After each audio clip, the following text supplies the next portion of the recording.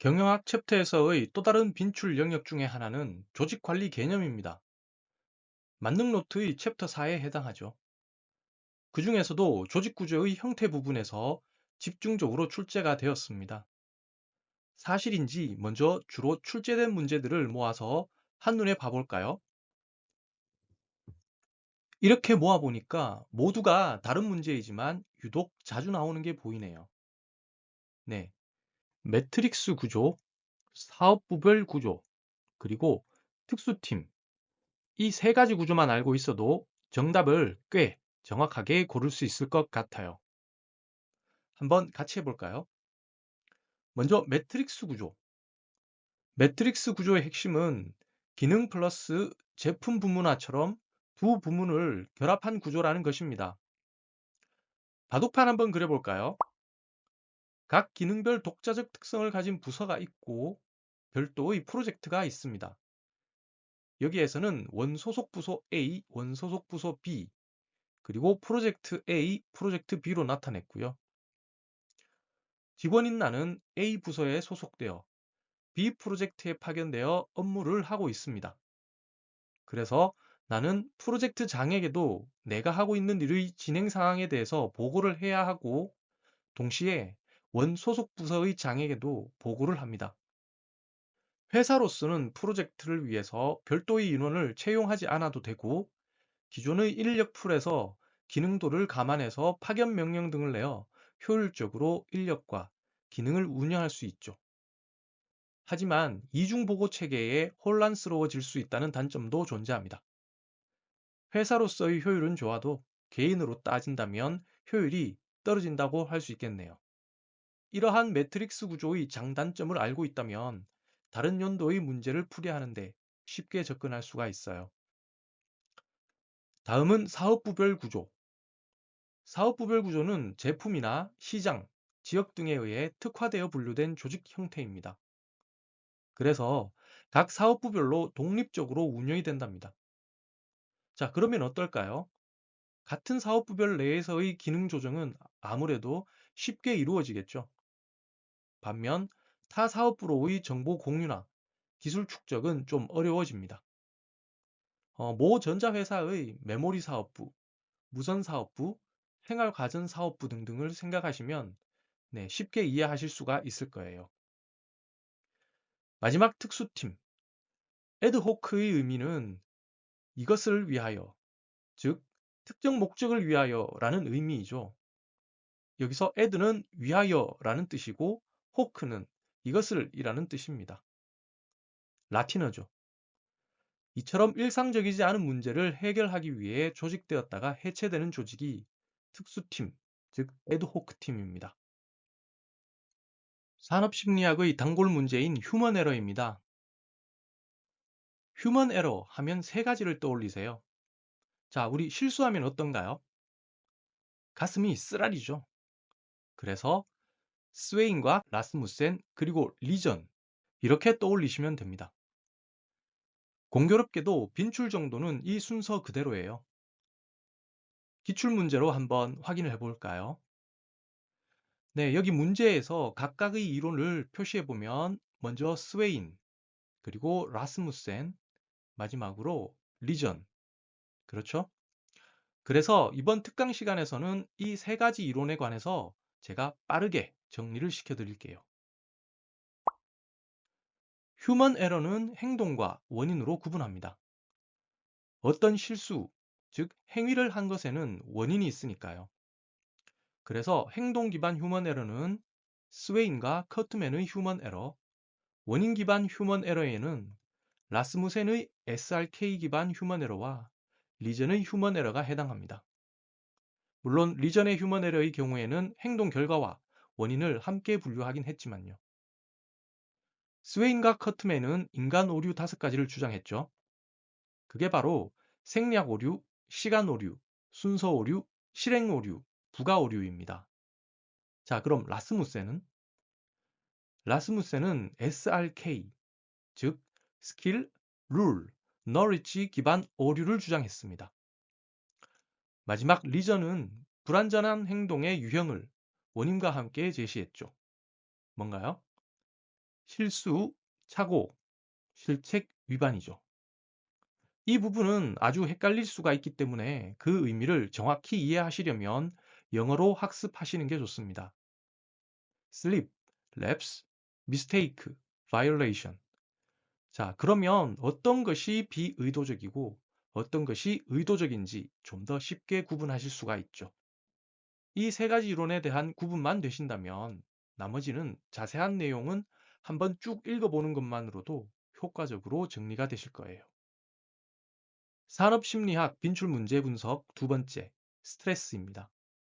여러분, 공부하시느라 스트레스 많이 받으시죠? 그래도 공부할 때가 제일 좋지 않습니까? 이렇게 조쌤이 빈출 문제도 모아서 한눈에 볼 수 있도록 해드리고 핵심 포인트를 짚어주고 있으니 너무 스트레스 받지 마시고요. 스트레스 부분에서는 직업 스트레스 모델에 대해서 꼭 이해하고 넘어가셔야 합니다. 자, 또 기출을 한번 볼까요? 많은 내용이 있지만 기출을 분석해 보면 눈에 띄게 나타나는 녀석들이 있습니다. 요구 통제 모델, 자원 보존 이론, 그리고 요구 자원 모델 이 세 가지입니다. 또 이 세 가지 중에서 대부분 정답이 나왔었네요. 자, 이게 어떤 의미인지는 스스로 잘 생각해 보시면 금방 답을 찾을 수 있을 거예요. 이 부분은 확실히 하고 넘어가시라는 말입니다. 물론 다른 모델들도 있고 기출 문제들 중에는 셀리에의 스트레스 3단계 등등 여러 가지가 있지만 특강에서는 키포인트인 이 세 가지 모델에 대해서 설명을 드릴게요. 먼저 요구 통제 모델.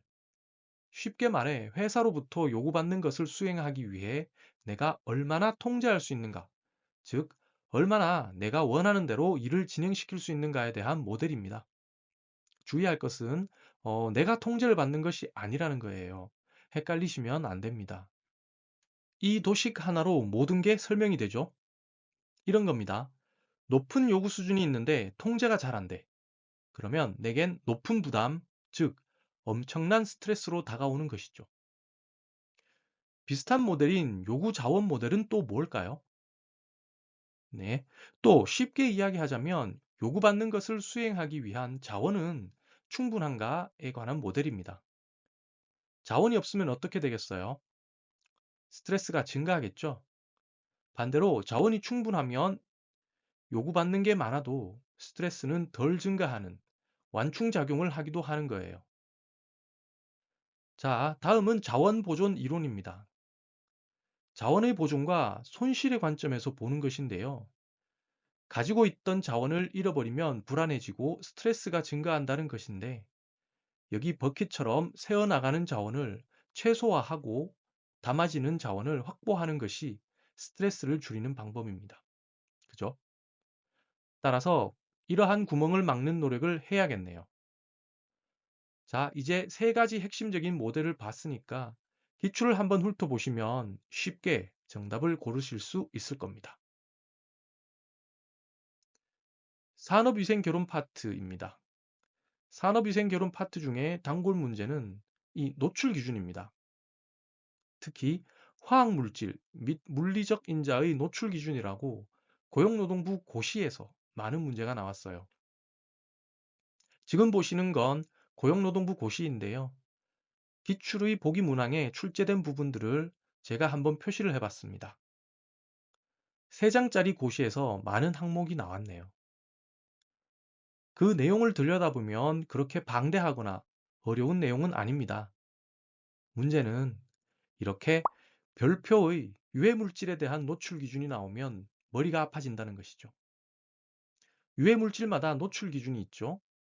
TWA와 스텔, 그리고 기타 기준들이 상세히 정의되어 있습니다. 자, 이게 쭉 내려가 보시면은요. 731번까지 갑니다. 당연히 외울 수가 없습니다. 외우지도 못하는 거니 너무 스트레스 받지 마세요. 다시 한번 문제를 모아 볼게요. 자, 이렇게 문제를 모아 놓고 보니 뭔가 자꾸 나오는 게 보입니다. 그죠? 여기서 보면 화학물질 및 물리적 인자의 노출 기준이라고 잔뜩 나오죠. 작년에도 출제가 되었고 최근 매년 출제가 되고 있어요. 노출 기준에서 가장 기본은 시간 가중 평균 노출 기준, 단시간 노출 기준, 최고 노출 기준이에요. 각각의 표기와 정의는 고시에 아주 잘 설명되어 있으니까 반드시 이해하고 넘어가시고 나머지는 기출문제 수준에서 학습을 하시면 됩니다. 자, 한 가지 예를 들어 크롬산 아연을 한번 볼까요? TWA가 0.01mg per 미터 3승입니다.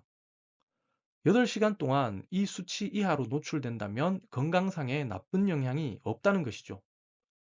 하지만 유해물질은 유해물질이죠. 최대한 노출을 피해야 합니다. 그럼 궁금해지는 게 하나 있네요. 여기 스텔 기준이 없어요. 자, 스텔이 뭔가요? 15분간 시간 가중 평균 노출 값이죠. 쉽게 말해 15분간 단기 노출 시 인체에 악영향이 없는 기준값입니다. 그럼 스텔 기준값이 없으니 단시간 동안에는 마음껏 노출되어도 되나? 네, 큰일 나죠. 앞서 말했지만 유해 물질에 대한 노출은 최소화를 기본적으로 해야 합니다. 자, 그럼 여기 보시는 문제 중에 벌써 4문제는 풀 수가 있답니다. 다시 크롬산 아연을 보겠습니다. 여기 발암성 1A라고 되어 있습니다. 1A, 1B, 2는 다음과 같이 구분이 됩니다. 단순하고 쉽게 이해하기 위해 이렇게 개념을 잡으세요. 발암성이든 생식세포 변이 원성이든 생식 독성이든 1A는 사람이 기준이 됩니다. 사람에게 증상이 실제로 있었냐는 거죠. 1B는 동물 등 사람 이외의 기준이 됩니다. 2는 구분 1로는 그러니까 1A나 1B로는 애매한 것들이라고 생각을 하시면 됩니다. 자, 여러분 어떻습니까? 어렵나요? 전혀 어렵지 않죠? 시간이 금방 지나가지 않았나요? 이처럼 학습함에 있어서는 이해가 상당히 중요합니다. 그래야 기억에도 오래 남죠. 생각하는 기계 안전은 오랫동안 여러분의 기억에 남을 수 있도록 쉽게 설명을 하고자 항상 생각하고 고민한답니다. 아무쪼록 남은 시험 기간 모두들 마무리 잘 하셔서 좋은 결과가 있길 바라겠습니다. 감사합니다.